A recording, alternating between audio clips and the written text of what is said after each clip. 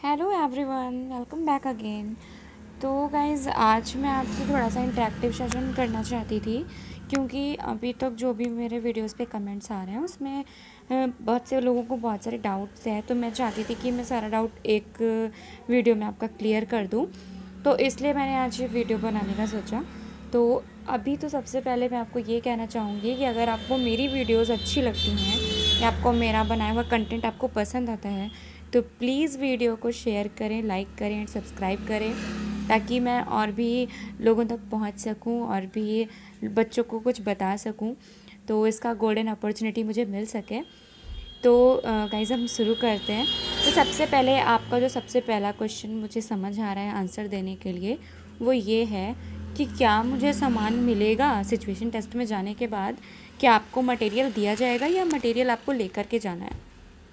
तो guys material आपको दिया जाएगा, आपको जो लेकर के जाना है वो सिचुएशन टेस्ट के एडमिट कार्ड पे लिखा होगा, जैसे कि फेविकॉल, सीज़र या फिर कुछ material like stationeries, scale, pencil, razor, ये सारी चीज़ें।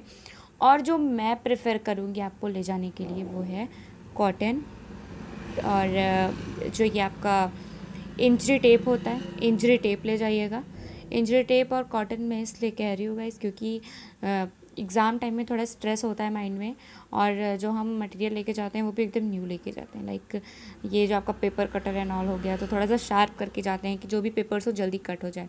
तो गाइस मेरे साथ ये हुआ था कि मैंने जो सिचुएशन टेस्ट में जो लेके गई थी मैं अपना शार्पनर, पेपर कटर, वो बिल्कुल न्यू था, और न्यू होने की वजह से काफ़ी शार्प था। मैंने जल्दबाजी में जो इस पर स्क्रैच मारा वो सीधा मेरे हाथ पे आया, और ये पूरा फिंगर मेरा कट आउट हो गया था।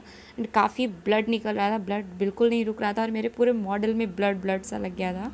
तो इसलिए आप लोग को कॉटन या कुछ ऐसा फर्स्ट एड टाइप चीज़ें ले जाइए कि अगर इन केस आपका कट हो जाता है, क्योंकि आप पेपर तो नहीं छोड़ेंगे, एग्ज़ाम मोड में आप नहीं छोड़ेंगे, आपको कितना भी दर्द होगा, तो फिर भी इसलिए ऐसे मटेरियल लेके जाइए कि आपके ब्लड इधर उधर स्प्रेड ना हो, आपके मॉडल को ख़राब ना करे आपका ब्लड, क्योंकि मटेरियल दोबारा नहीं दिया जाएगा। जो मटेरियल दिया जाएगा उतने से ही आपको काम करना है, उसके अलावा आप कुछ भी ऐड नहीं कर सकते। उसके बाद मटेरियल की क्या क्वांटिटी होगी? मटेरियल में आपको 7, 8, 9, 10 मटेरियल्स दिए जाएंगे। इतने टाइप्स के मटेरियल होंगे, जिसमें जैसे कि पेपर पिन हो गया, और उसके बाद क्ले हो गया, पेपर्स हो गए, कुछ आपको मसलिन क्लॉथ हो सकता है, उसके बाद स्ट्रॉज हो सकते हैं, एस्क्रीम स्टिक हो सकती है, बैम्बू स्टिक हो सकती है। तो ये सारी चीज़ें आपको दी जा सकती हैं अपने मॉडल में यूटिलाइज़ करने के लिए। मैंने कुछ वीडियोस आपको दिखाई हैं जो पहले की, कि किस तरीके से बच्चे मॉडल में छोटी छोटी चीज़ों को एक्सप्लोर करते हैं। उस चीज़ को ध्यान में रख के आप मॉडल बनाइएगा कि जो भी चीज़ आप बनाओ काफ़ी डिटेल्ड हो। मतलब ऐसा नहीं कि बस आपको रूम दिया गया, बेड बना दिया, अलमारी बना दिया, यही तो होता है रूम में, और क्या होता है, ठीक है? ऐसा बिल्कुल मत करना। थोड़ी थोड़ी छोटी छोटी डिटेलिंग वाली चीज़ें बनाएं। छोटी भी चीज़ें अगर आप बनाओगे उसमें मिनिमम आपका 1 मिनट या 1.5 मिनट लगने वाला है। जैसे कोई मान लीजिए मैं बुक्स कहीं पे ओपन रख दी, ओपन बुक बनाने में आपको कितना, आई थिंक सेकेंड्स का टाइम लगेगा आपको ओपन बुक रखने में, बट वो ओपन बुक कितना इम्पैक्ट डालेगा आपके एग्जामिनर पे, आपके वर्क पे। तो ये सारी चीज़ें थोड़ा सा ध्यान रखो। स्मार्ट वर्क करना है आपको, हार्ड वर्क नहीं करना है। उसके बाद ये है कि बच्चे पूछ रहे थे कि मैम ऑरिगेमी नहीं आ रही है। अगर आपको ऑरिगेमी नहीं आ रही है तो ज़्यादा घुसने की ज़रूरत नहीं है, आप ज़्यादा स्ट्रेस मत लो। आपको ऑरिगेमी नहीं आ रहा है तो ऑरिगेमी में बहुत ज़्यादा घुसने की भी ज़रूरत नहीं है। आपको क्या करना है ऑरिगेमी के लिए? Basic bed, basic chair, sofa, table, ये सारी चीज़ें सीख लो जो एटलीस्ट आप हर जगह यूज़ कर पाओ। लाइक आपने किंडरगार्टन बनाया तो भी आप टेबल चेयर यूज़ कर सकते हो, आपने रूम बनाया तो भी आप बेड यूज़ कर सकते हो, आपने कोई पार्क बनाया तो उसमें स्विंग कैसे बनाएंगे, वो लैडर कैसे बनाएंगे, ये सारी चीज़ें थोड़ी थोड़ी सीख लो। मतलब हैंडल करना आता है तो इस तरीके से आप ये चीज़ें कर सकते हैं। उसके बाद एक क्वेश्चन और था कि हमें किस तरीके से राइटअप लिखना है। राइटअप पे मैंने ऑलरेडी वीडियो बनाई है, उसके बाद भी मुझे राइटअप पे कमेंट्स अब भी आ रहे हैं राइटअप के लिए।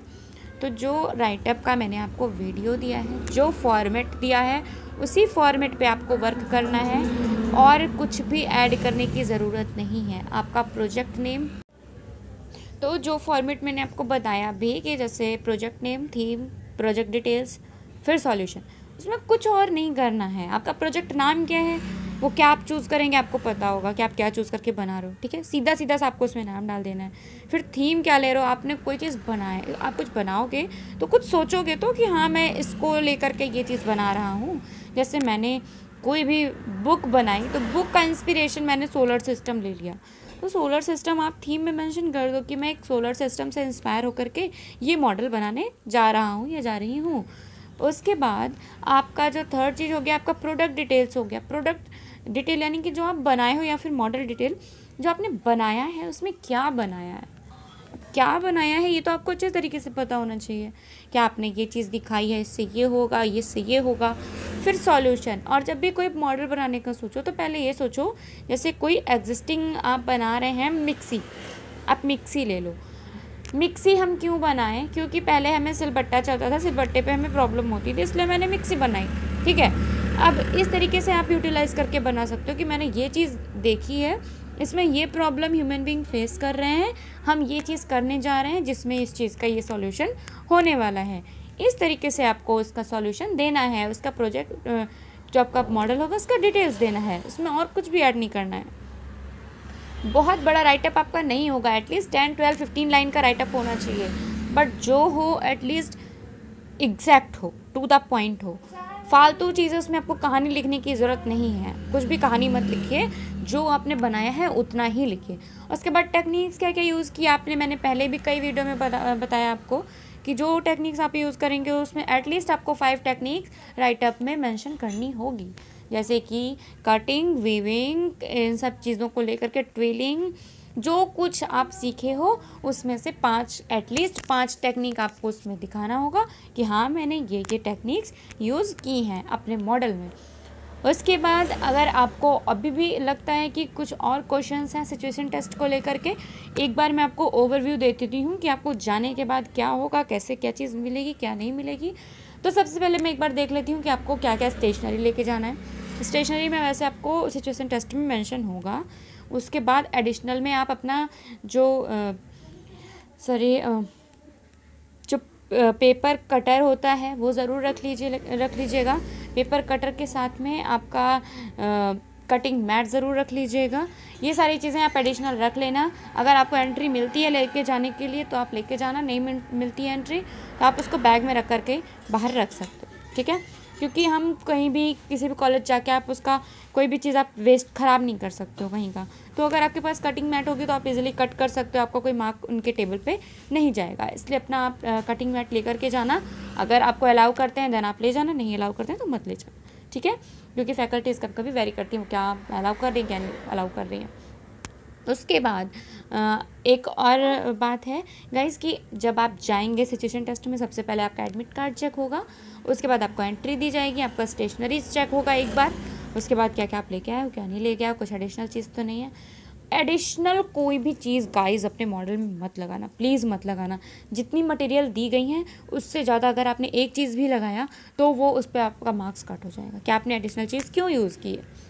इवन वो आपका डीएसटी ही क्यों ना हो, अगर आप डीएसटी यूज़ कर रहे हैं अपने मॉडल में तो इतना हाइड होना चाहिए डीएसटी कि वो बिल्कुल विजिबल ही ना हो। जैसे कि मैंने बेड बनाया, बेड के एकदम सेंटर में छोटा सा डीएसटी लगाओ ताकि वो एकदम चिपक जाए नीचे और दिखे ना। अगर कुछ भी आपका एडिशनल दिखा देन मार्क्स डिडक्ट, एकदम श्योर जान लीजिएगा आपका मार्क्स कटा। ऐसा होता है, ऐसा होगा, ठीक है। उसके बाद और कोई बात नहीं है, बस इतनी सारी यही सारी चीज़ें हैं जो आपको ध्यान में रखनी है। इसके बाद भी अगर आपको कोई डाउट समझ में आ रहा है कि अभी भी कुछ प्रॉब्लम है जो आपको नहीं क्लियर हो पा रही है तो आप मुझे इस वीडियो के कमेंट बॉक्स में कमेंट कर सकते हैं। मेरे अबाउट में मेरी इंस्टा आईडी मेंशन होगी, उसमें आप कमेंट कर सकते हैं।